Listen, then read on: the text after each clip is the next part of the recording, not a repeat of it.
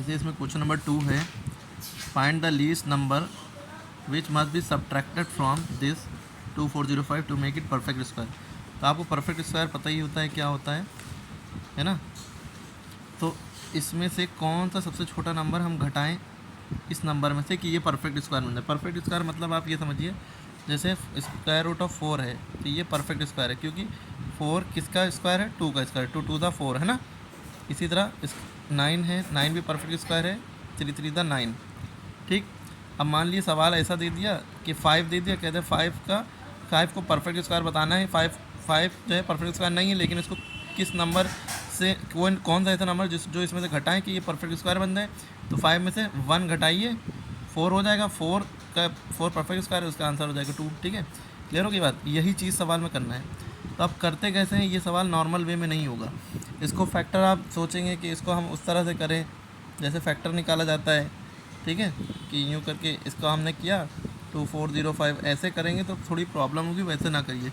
इसका दूसरा मेथड होता है, उस मेथड से करिए। जैसे कि 2405 है आपका, इसको करना है तो आपका एक दूसरा मेथड होता है याला, इस मेथड से करेंगे। इस तरह से आप उतारेंगे 2405 और इसको सीधे हाथ की तरफ से 2 का पेयर बना लेंगे। इधर से ये 2 का पेयर बन गया और ये 2 का पेयर बन गया। अब कौन सा ऐसा नंबर है जिसका स्क्वायर 24 के करीब होता है, 24 हो या 24 से करीब हो, उससे छोटा उससे बड़ा ना हो। तो हमने देखा 2 का स्क्वायर होता है 4, 3 का स्क्वायर होता है 9, 4 का स्क्वायर होता है 16, 5 का स्क्वायर होता है 25। तो हम देख रहे हैं 5 का स्क्वायर अगर हम कर रहे हैं तो 25 हो जा रहा है। तो 4 का स्क्वायर अगर कर रहे हैं तो 16 यानी इससे छोटा है, तो हम ये 4 का स्क्वायर वाला लेंगे। तो 4 4 = 16। ठीक है, जो स्क्वायर का मतलब उस नंबर को हम उसी नंबर से मल्टीप्लाई करते हैं तो स्क्वायर होता है ना। तो 4 को किससे मल्टीप्लाई करें, 4 4 = 16 है ना। ऐसे यहाँ पे आंसर लिखते हैं, ये जो ऊपर लिख रहे हैं ये आंसर है। ठीक है, क्लियर है बात। हाँ, तो अब जैसे हमने 4 4 = 16 लिखा, तो जो जितनी बार हमने किया है इसी को इसमें जोड़ेंगे भी, ऐड भी इस तरफ ऐड करेंगे। अब 4 4 हो गया 8। ठीक, अब इधर ये माइनस करेंगे, 24 में से 16 गया, यानी 4 में से 16 जा नहीं सकता। 14 हो गया, 14 में से 6 गया, 8 बचा, इधर बचा 1, 1 में से 1 गया 0, 0 तारो कोई फ़र्क नहीं। अब ये जो हमने बार लगाया था 2 का पेयर क्यों इसलिए लगाया था, क्योंकि जब भी उतरेंगे तो एक साथ उतरेंगे। डिवाइड जब कर रहे होते तो एक नंबर उतर सकता है, इसमें एक साथ दोनों नंबर उतर सकते हैं। ठीक है, अब यहाँ पे जो 8 लिखा है, 8 के बगल में यहाँ पे कौन सा ऐसा नंबर लिखें और उसी से इन दोनों को मल्टीप्लाई करें कि 805 या उसके करीब आ जाए, ये सवाल है।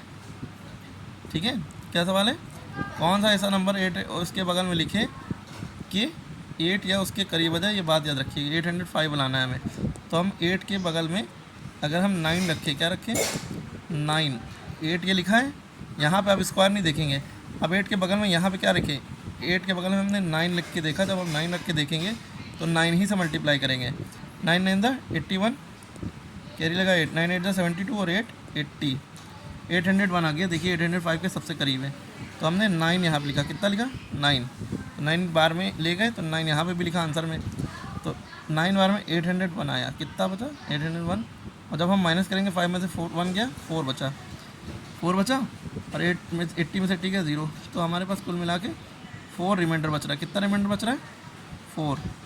तो सवाल में पूछा गया था, ये थोड़ा सा इरेज कर दें, सवाल पढ़िए ज़रा फिर। इसमें ये बात पूछी गई थी कि फाइंड द लीस्ट नंबर, सबसे छोटा नंबर वो बताइए जो हम घटाएं 8157 में से कि ये परफेक्ट स्क्वायर बन जाए। तो देखिए जो रिमाइंडर जो 4 बच रहा है, ये अगर हम सवाल में से घटा दें, सवाल क्या है 2405 में से अगर हम घटा दें रिमाइंडर, तो हमारे पास बचेगा 2401। ठीक है, तो ये जो 4 हमारा है, ये 4 हमारा रिमाइंडर आ गया और ये 2401 आ जाएगा। अब इस 2401 का हम क्या कर लेंगे, 2401 का कुछ नहीं करेंगे, बस ये जो हमारा आंसर आएगा यही 2401 का स्क्वायर रूट होगा। ठीक है, तो हमारा जो नंबर आया 2401, ये आंसर नहीं है, हमें इसका स्क्वायर रूट बताना है ना। आगे क्वेश्चन पढ़िए, फाइंड द परफेक्ट, इसको स्क्वायर रूट वो जो माइनस करें, माइनस करने के बाद वो परफेक्ट स्क्वायर बन जाए, तो वो माइनस करने के बाद वो नंबर ये है।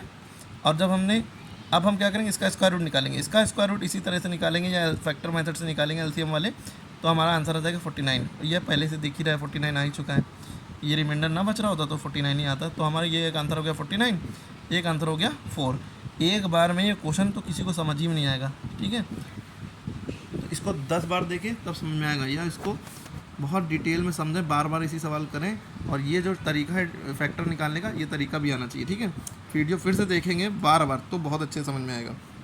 पहली बार में शुरू में पेयरिंग करते हैं 2-2 नंबर की, ठीक है। अगर 4-5 नंबर है तो इधर से राइट तरफ से सब पेयरिंग बन जाएगी, एक बच जाएगा उसको छोड़ देंगे, ठीक है। फिर हम स्क्वायर्स देखते हैं कि कौन से नंबर का स्क्वायर ढूंढे कि वो वही नंबर आ जाए या उसके करीब आ जाए, ठीक है। फिर इसको इधर वाला जोड़ते हैं, इधर वाला आंसर लिखते हैं, जोड़ के जो आता है फिर यहाँ पे स्क्वायरिंग नहीं देखते, यहाँ पे इसके बगल में नंबर रखना होता है, कौन सा नंबर रखें कि ये जो यहाँ पे है उसके करीब आ जाए, ठीक है। वीडियो बड़ी हो जाएगी, इसको रिवाइज बार बार देखें तो समझ में आएगा। क्लियर है, ठीक है।